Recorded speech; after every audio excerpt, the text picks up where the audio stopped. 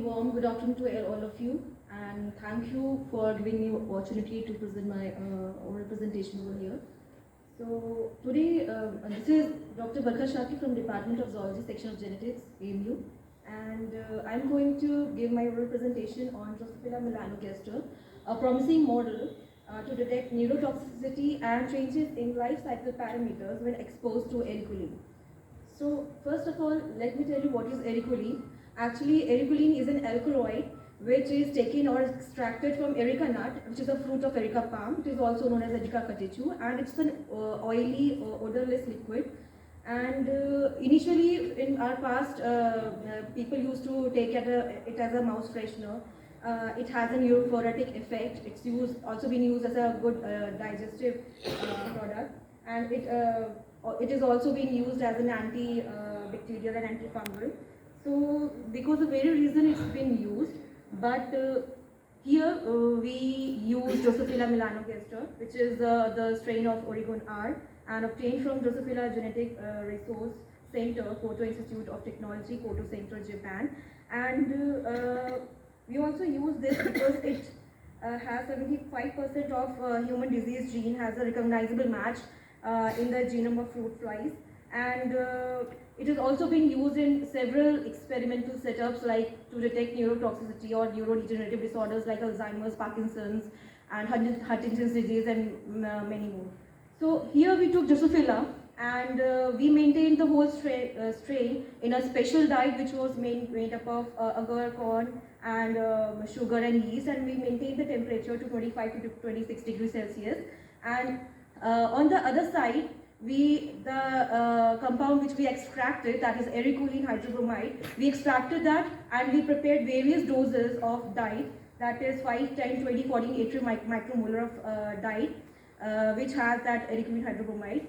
And we took newly eclosed Drosophila flies and we allowed those newly emerged flies into that dye, which was having various doses of ericoline. And after 5 days, we prepared homogenate of the male heads of those flies, and we further performed various experiments like climbing assays, activity pattern, glutathione content, and various lipid peroxidation assays like protein carbonyl content, glycosylateresterase, monoamine. Also, we try to detect what is the effect on apoptosis, like caspase activities, caspase 9 dry syndrome, apoptotic index.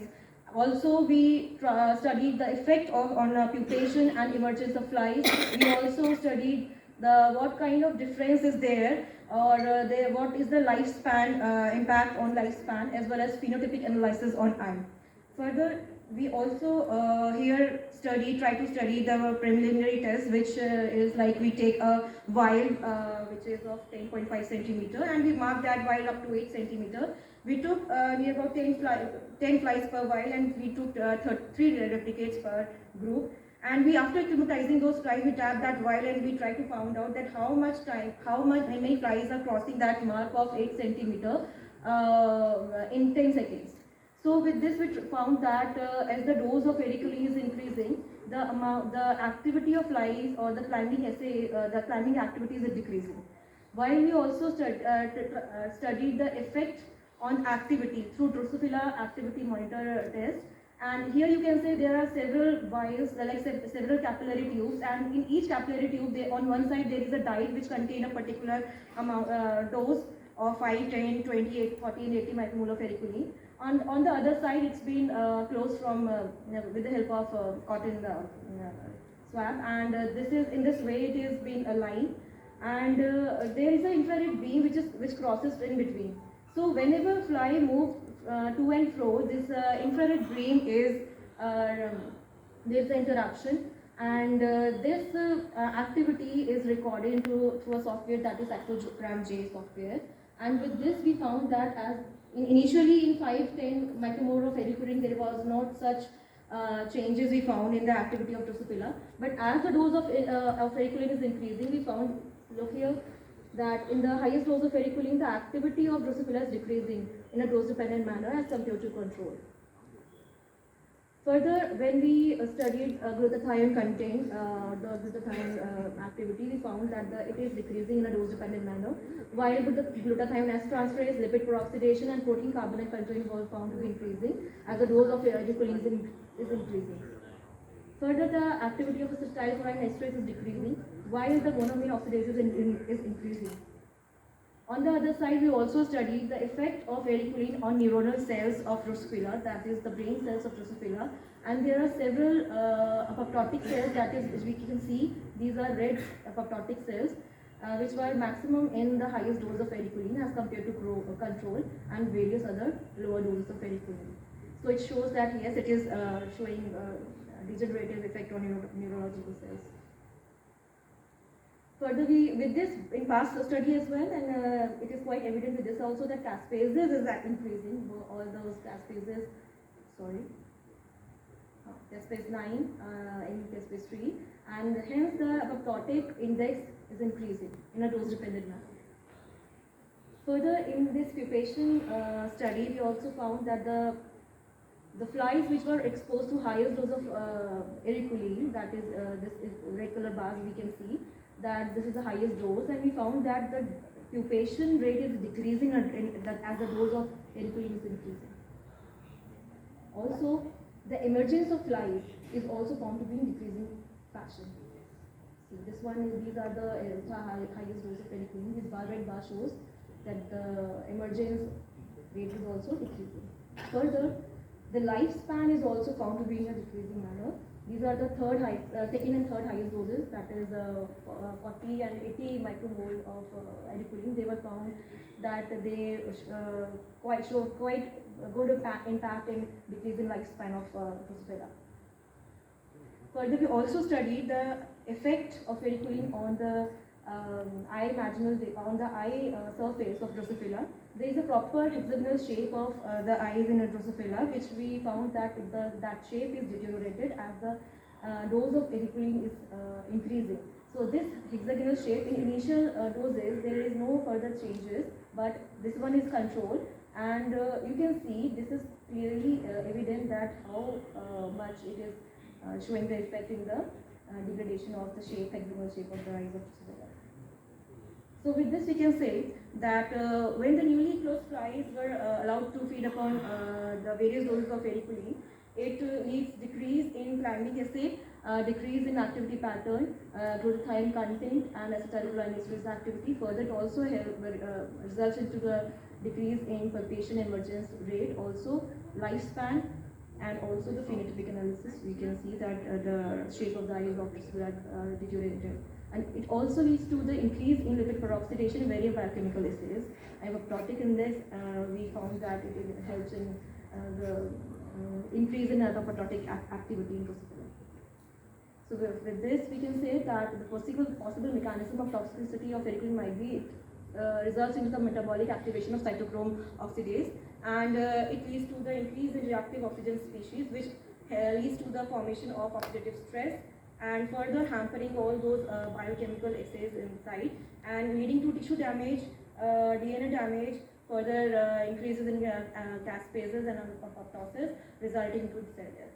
So with this we can say that this study not only showed the effect in neurotoxicity, but also changes in the life cycle parameters of Drosophila melanogaster when exposed to ergocolline. And yes, it shows that Drosophila proved to be a promising, an amazing alternative model of bioorganism. Thank you.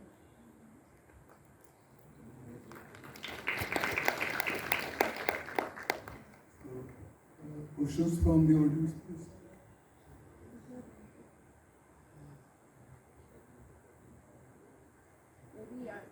Yeah. Since you have demonstrated the apoptotic activity of ergocolline, and you have shown that it is a very potent drug which can cause cell death, do you think it can have possible applications as a strong anti-cancer agent? Sorry, pardon? Do you think it can have possible application as a strong anti-cancer agent?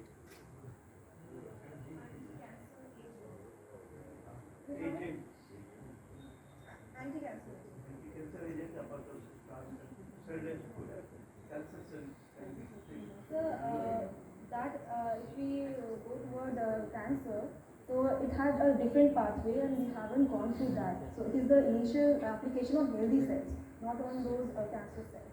Well, I agree that you studied on healthy cells, but I'm just asking if you can extrapolate it and see whether it can have strong anti-cancer activity. Because again, in cancer, the activation of caspases is one of the major pathways which is used for cell death and cell regulation. So since your drug is... So it's a good part of further study. Till then we haven't gone through it. It is an initial test on this fistula. But yes, it could be studied in a very real manner if you have thought about cancer. It's a very good part. So we'll go for it. Yes, thank you. And if you're going to, if in future, if you wish to study, what do you think would you use as an alternative model other than Drosophila? Actually, till date I have already been into Drosophila, but yes, there are various other ways I have studied. Didn't thought about to go ahead, but there are several cell lines as well in Drosophila only. So we are thinking about that to maintain the cell lines in Drosophila transgenic laboratory and to further proceed in the same manner. Okay. All the Thank best. you. Thank you. Okay, so I have one question. So, like as ma'am asked, so why you choose only see, as the title is indicating, so you are looking the neurotoxicity. So would it be good if you took the higher animal model, which could simulate the human physiology in a better way, instead of taking the Drosophila as a model to prove this compound to be neurotoxic?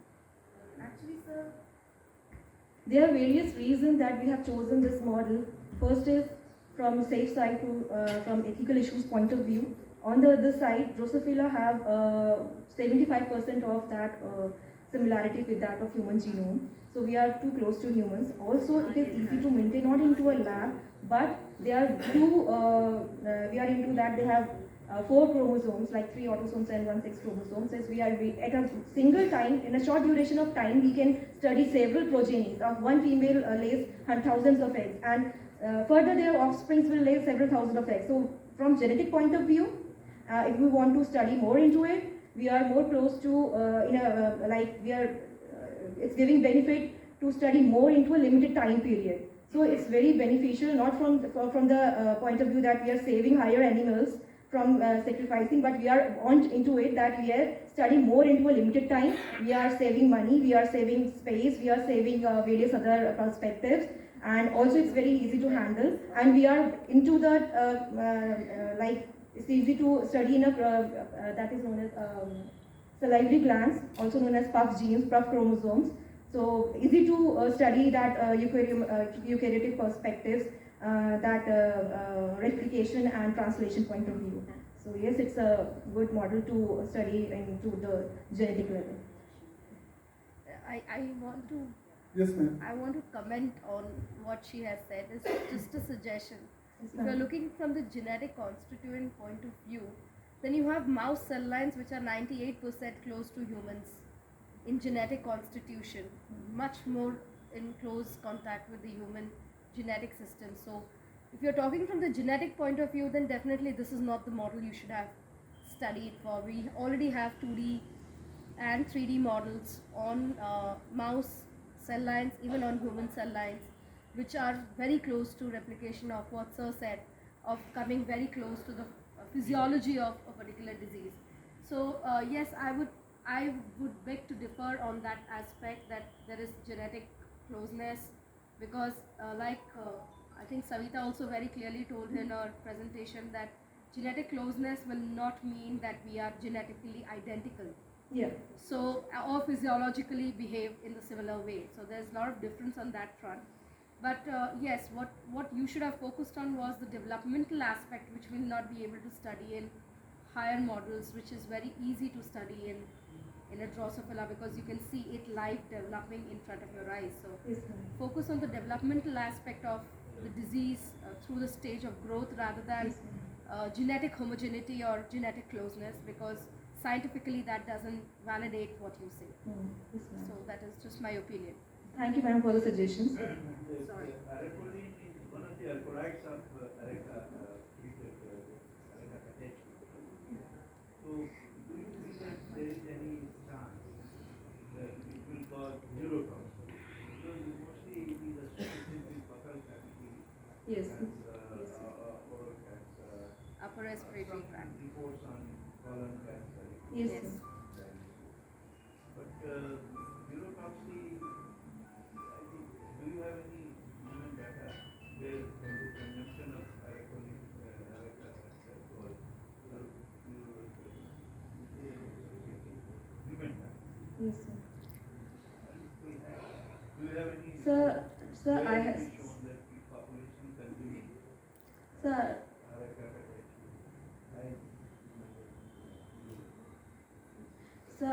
yes, sir. So actually, sir, I have already, so according to my study, we have gone through there. It affects several kinds of, as you said, fibrosis in liver or colon or intestine or any other body part. But if we go towards neurotoxicity, I haven't studied on human neuronal cells. So that's why. कोई ऐसा report है जैसे we take some study, there is report like if you have focused on cancer, it is implicated by some report by SPBA and all. So they have demonstrated Okay. form of cancer. So but you are on zero. So कोई ऐसा doctors ने suggest because those one No, sir. Actually, what Professor Reis has pointed out is it's very important, pertinent question. I think this arecoline or areca catechu product is extensively utilized by general population, especially in rural areas, in palm, I Yes. think, as a condiment. So, a large number of population, large fraction of population is actually consuming this. So, have you gone through in literature any report citing all these type of activities or toxicities in humans? Yes, sir. Right? Yes, sir. Okay, I got it. So actually, it was reported that there are various symptoms that they have studied, like common people use in various forms. That it increases their activity or it acts as a sedative or somewhere. Various reports gives various results. So there is a confusion whether it is into that progressive way in a neurological study or it is against it. So to confirm what we should do, we use that product in Drosophila to find out that what are the biological aspects we can go through and take out that which pathway it is hampering and what are the results we are getting. At the same time, what would you suggest to all those pan eaters in reference to this toxicity which you have found in your study? So I will request each and everyone, please pan ना खाइए, aeroplane ना खाइए, सिर्फ आपकी जिंदगी बर्बाद करेगा और कुछ नहीं. अमिताभ बच्चन आपको गाना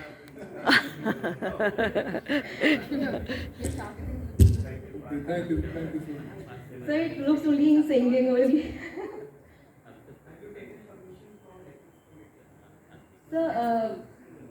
So we haven't here because we didn't need it. Yeah, doesn't need ethics. Okay, thank you so much. Thank you all of you. Thank you. So now we have another speaker, Dr. Shehzad Ahmed, Assistant Professor.